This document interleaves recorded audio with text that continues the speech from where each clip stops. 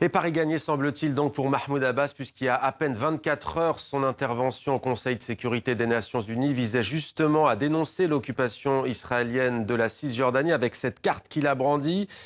Slimane Zeguidour, bonsoir. Cette liste est une victoire pour les Palestiniens. Pourquoi ?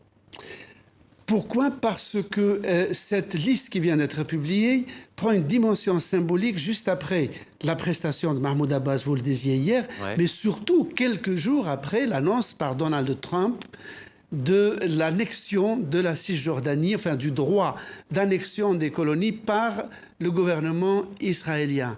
Or, l'ONU, donc l'ensemble de la communauté internationale, considère, ce qui rend furieux les Israéliens, que la présence israélienne dans les territoires occupés à travers ces 240 colonies est tout simplement nulle et non avenue et illégale.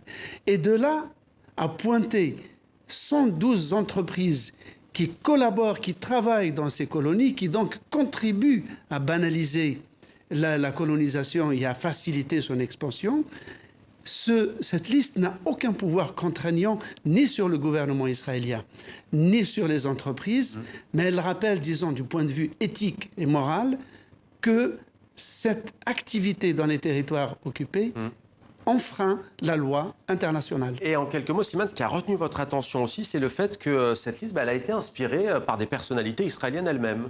Oui, en 2017, 400 personnalités israéliennes alliant des ambassadeurs, des militaires de haut rang, des juristes, des magistrats, des académiciens ont demandé à l'ONU de publier, de rendre public tous les noms des entreprises qui travaillent dans les territoires occupés.